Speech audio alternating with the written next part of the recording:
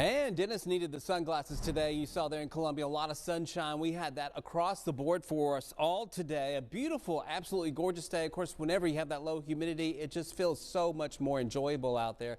The humidity is on the increase for us as we head into the next few days, and that's going to also bring in our rain chances once again as we head into our Thursday. We are tracking the possibility of some severe storms. At least they're going to be on the strong side. We'll let you know if they get severe or not as we head in a little bit closer tomorrow into Wednesday. Here's what it looks like. Tomorrow is Wednesday, by the way.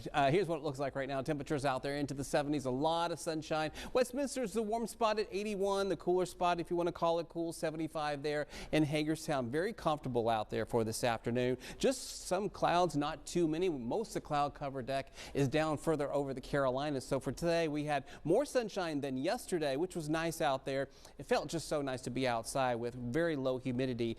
Down below, down in the deep south is where a lot of the activity has been, and the rainfall as well. Of course, they do need it. And as Rochelle said during the 4 and the 5 o'clock, watching the first storm of the season likely developing there right off the shore of Texas. That's going to become a tropical storm more than likely in the next day or so. There's tropical storm watches and warnings up for parts of the Gulf Coast all the way up into Louisiana. This could produce as much as 6 inches of rainfall when it makes landfall in parts of Louisiana in the next couple of days. They do need the rainfall, but it is going to be a lot of heavy rain down there. And they are dealing with the drought like we've been dealing with the drought out there with just so much rain that is needed from the lack of rainfall over the last year or so. You can see how heavy it's going to be. Likely could produce some tornadoes as well, so we'll be watching to see what they experience with this tropical system. No impacts on us, but again, you can see lots of drought conditions over parts of the deep south. We have more drought here back home where we have extreme drought in southern parts of Maryland. So the farmers need all the help they can get. Good news that they're getting some of that aid from the freeze earlier in the year, but they're going to need some drought aid as well because the drought continues to get worse, unfortunately,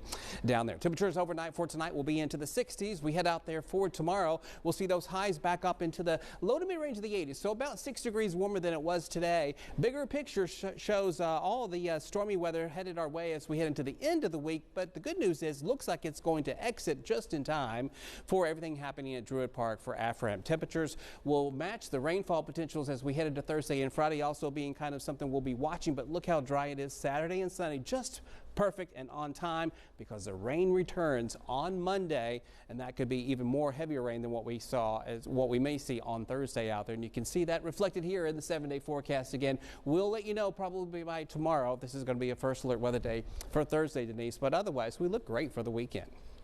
Perfect. Thank you very much, Greg. We'll